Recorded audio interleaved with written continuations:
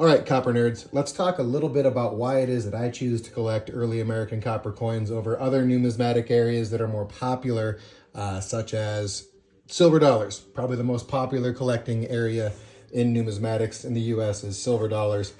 Now, a lot of people are into their Morgan dollars over peace dollars. I really like peace dollars. I like the design better. I think the Morgan dollar is not a very good depiction of liberty, honestly, compared to the peace dollar or compared to what we see on our early copper coins. I mean, come on now. Just beautiful depiction of liberty there. Silver's got that intrinsic value because silver has value. And part of the reason I'm into peace dollars is I think I paid $24 each for these uncirculated peace dollars. And, I got more than just one tray. I've got trays and trays of peace dollars, and they were all like 25 bucks each. There's some variation. You get a little bit of toning here and there. So, I mean, it's not that there's no variation, but you're just getting variation in surface quality and, surface impairment, be it toning or otherwise. Whereas with copper, you've got unique colors that are diverse, and the depictions of liberty vary significantly. I mean, we've got some head of 93, some head of 94, a head of 95, distinctly different head styles, all within the same year, and just a variety of colors. Copper is just, to me, more interesting. Also, if you're into peace dollars, if you like this one, I can find you thousands and thousands and tens of thousands and maybe hundreds of thousands, and they all look the same or almost identical anyway. Whereas the copper, it's just not that plentiful. I've got the guide to half and large cents here with me, really just to take a look at some of the survival figures that are listed for some of these coins. So let's take the 17A, for example. Our book's telling us 17A, estimated population 60 to 75. That's in the world. This is one of 60 to 75 known of this variety of large cent with this unique obverse. There's no other obverse like this one with the same depiction of liberty with the same hair. I mean, that's it. And there is 60 to 75 of those in the world. Let's take a look at this 18A, which is condition census, mind you. That's like the 14th finest in the world out of how many? Let's see. That's a 19A. One thing I don't like about this book is they use Breen numbers and they kind of hide the Sheldon numbers. Sheldon 18A, 15 to 20. 18A, 15 to 20 exist of this coin. This one's like condition census. Again, it was tied for 13th and now it's tied for 14th because a new one came out of the woodwork. But how unique of an opportunity is it to have one of 20 that exist in the world of this particular variety?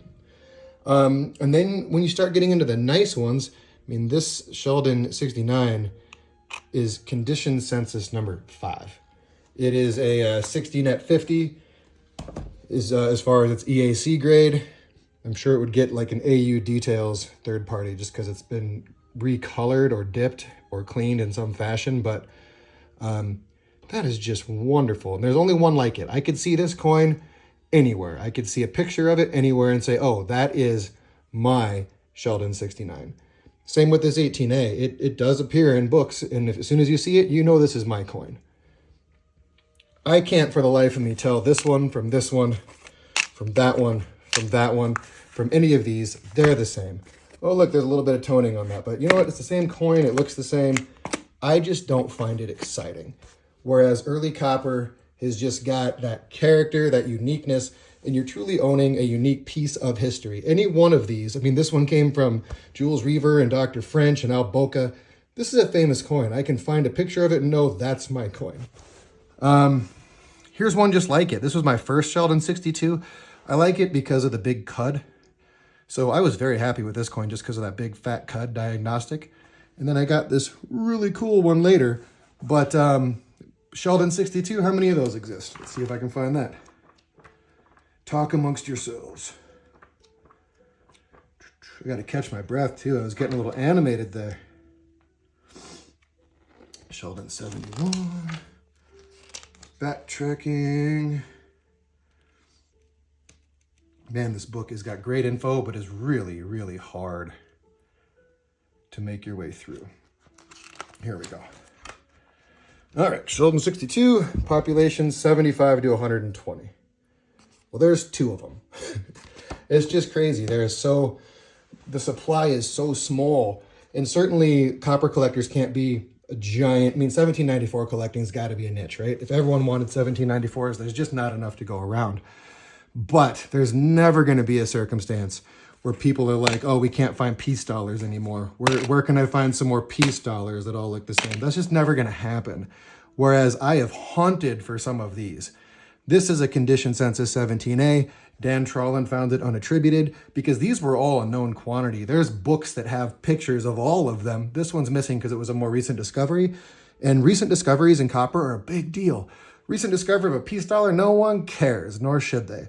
But one of these 18As in a XF slab came out, and it is like 4th or 5th in the condition census, and that was a big discovery. The early copper world of the 1794 community was stoked about it. We all did a group grading project on it and sort of anointed it high in the condition census, which it certainly is.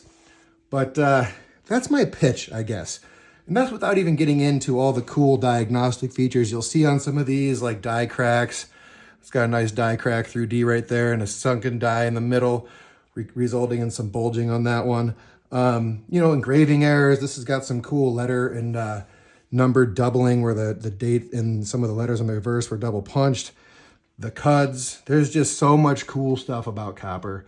And it's a little more interactive. With these guys, you just keep them in a slab or in a capsule, and you're very careful not to handle them. Whereas copper coins, we take out, we enjoy them, we conserve them, we brush and oil them, and we make sure that they're going to be preserved for future generations. We're just curators of these coins.